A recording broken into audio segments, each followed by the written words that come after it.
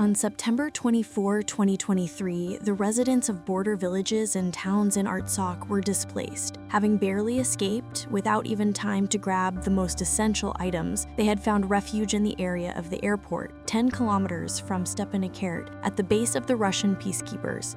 That day, the Great Displacement began, which lasted until the beginning of October.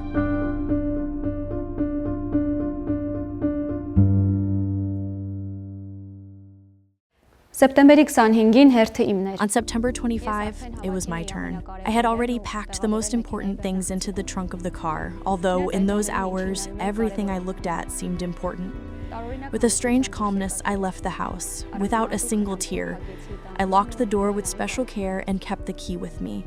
The car parked in front of the garage was supposed to take us over the Hakkari Bridge, but it would be a one-way trip for the last time. The realization that I was leaving my home for the last time, however, was not yet there, just as it wasn't when we left our village in 2020. Do you know when it hit me? When I simply looked up at our apartment on the 5th floor. We hadn't even left Stepanakert yet when we became a small part of an endless convoy of cars. We stood in the same spot for hours. There were moments we moved forward only by centimeters. The only positive side of the queue was that it prolonged the feeling of being at home. This was the longest journey of my life, and a continuation of the hellish reality of those days.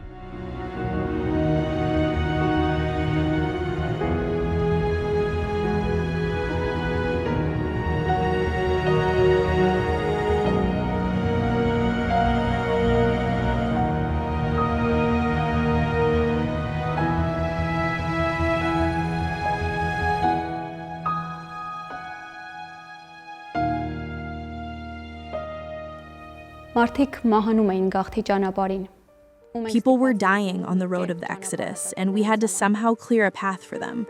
We wanted to reach Hakkari, once the road of life, now what seemed like the bridge of salvation, as quickly as possible.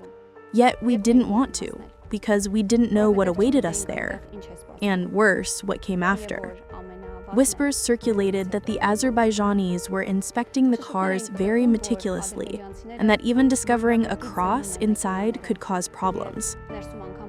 People began to systematically neutralize these so-called forbidden items.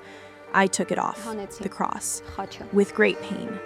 I placed it behind a large stone, thinking that maybe one day I'd be lucky enough to go back for it.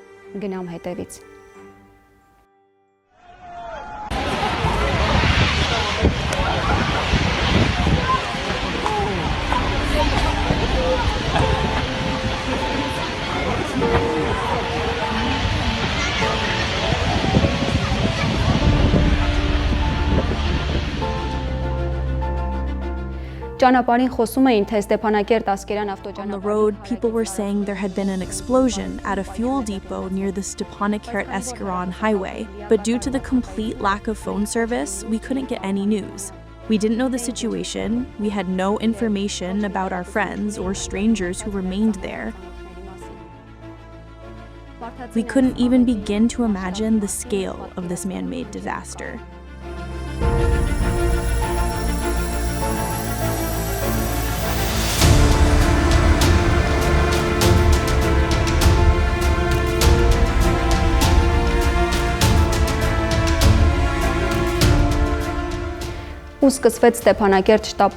And so began the procession of helicopters and ambulances rushing towards Stepanakert. With every passing vehicle and helicopter, we began to grasp the scale of the tragedy.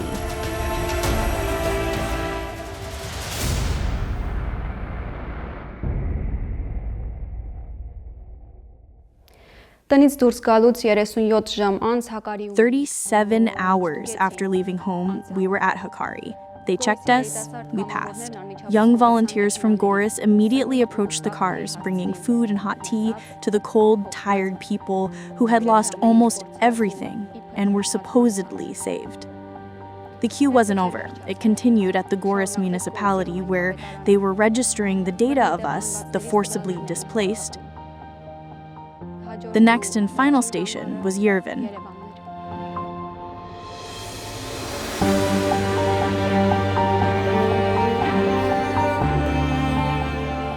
On September 26th, the flow of cars coming from Artsakh to Mother Armenia was even greater. According to data from that evening, more than 28,000 people had been forcibly left the territory of the Republic of Artsakh. The hardships were unbearable. People spent days on a journey that should have only taken 2 hours, sleeping in their cars. The displacement continued until October 3. According to the investigative committee, 64 people died on the road of the exodus alone. More than 100,000 people were forcibly displaced and ethnically cleansed from the Republic of Artsakh.